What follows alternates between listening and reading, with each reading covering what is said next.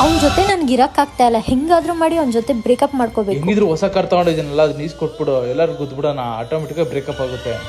ಹಾ, ಒಳ್ಳೆ ಐಡಿಯಾ, ಬಾ ಹೋಗೋಣ. ಏ ಬೇಬಿ, ಕಾರ್ ಕೀ ಕೊಡು. ಯಾಕೆ? ಕೊಡು ಅಷ್ಟೇ. ತಗೋ. ತಗೋ. ಏಯ್, ಇವನ್ಗೆ ಕೊಡ್ತಿದ್ಯಾ? ಏಯ್, ಅಲ್ಲಿ ಗೋಡೆ ಕಾಣಿಸ್ತಿದೆಯಲ್ಲ, ಅದಕ್ಕೆ ಟಚ್ ಮಾಡ್ಬಿಡು.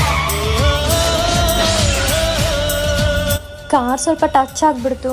ಇವಾಗ ನೀನ್ ನನ್ನ ಜೊತೆ ಬ್ರೇಕಪ್ ಮಾಡ್ಕೋತೀಯಲ್ಲ? ಗೊತ್ತು ನೀನು ಈ ತರ ಡೌ ಮಾಡ್ತೀಯ ಅಂತ, ಅದಕ್ಕೆ ನಾನು ನನ್ನ ಕಾರಿಗೆ ಫ್ಲಾಶ್ ಅಂಡ್ ಡೇಶ್ ಅಲ್ಲಿ ನಾವು ಪೀಪೇಪ್ ಹಾಕ್ತಿದ್ದೀವಿ. ಲಕ್ಷ ಕೊಟ್ಬಿಟ್ಟು ಕಾರ್ ತಗೋತೀವಿ. ಆ ಕಾರ್ಗೆ ಸ್ವಲ್ಪ ಕ್ರಾಚಸ್ ಆದ್ರೂ ತುಂಬಾ ಹರ್ಟ್ ಆಗುತ್ತೆ, ಅದಕ್ಕೋಸ್ಕರ ಪೀಪೇಪ್ ಮಾಡ್ತದ್ದು. ಇದನ್ನ ಮಾಡಿತ್ತು ಅಂತಂದ್ರೆ ನಿಮ್ಗೆ 5 ವರ್ಷ ಯಾವುದೇ ರೀತಿಯ ಕ್ರಾಚಸ್ ಆಗಲ್ಲ. ಕ್ರಾಚಸ್ ಆಯ್ತು ಅಂದ್ರೆ ಜಸ್ಟ್ ಆ ಪೇಪರ್ನ ರಿಮೂವ್ ಮಾಡಿ ಮತ್ತೆ ಹಾಕ್ಬೋದು. ಅಂಡ್ ಒರಿಜಿನಲ್ ಕ್ವಾಲಿಟಿ ಇರುತ್ತೆ, ಬೆಸ್ಟ್ ಕ್ವಾಲಿಟಿಲಿ ಪೀಪೇಪ್ ಮಾಡ್ಕೊಡ್ತಾರೆ. ನೋಡಿ ಯಾವ ತರ ಲಕ್ಸುರಿಯಾಗಿ ಕಾಣ್ತಿದೆ ಅಂತ. ನಿಮ್ಮ ಡ್ರೀಮ್ ಕಾರ್ಗೂ ಪೀಪೇಪ್ ಮಾಡ್ತೀವಿ. ಲಕ್ಸುರಿಯಾಗಿ ಕಾರ್ ಇಟ್ಕೊಳ್ಳಿ, ಯಾವುದೇ ರೀತಿಯ ಪ್ರಾಬ್ಲಮ್ ಇಲ್ಲ. 5 ವರ್ಷ. ಅಂಡ್ ಕಾಂಟ್ಯಾಕ್ಟ್ ಮಾಡಿ. Thank you.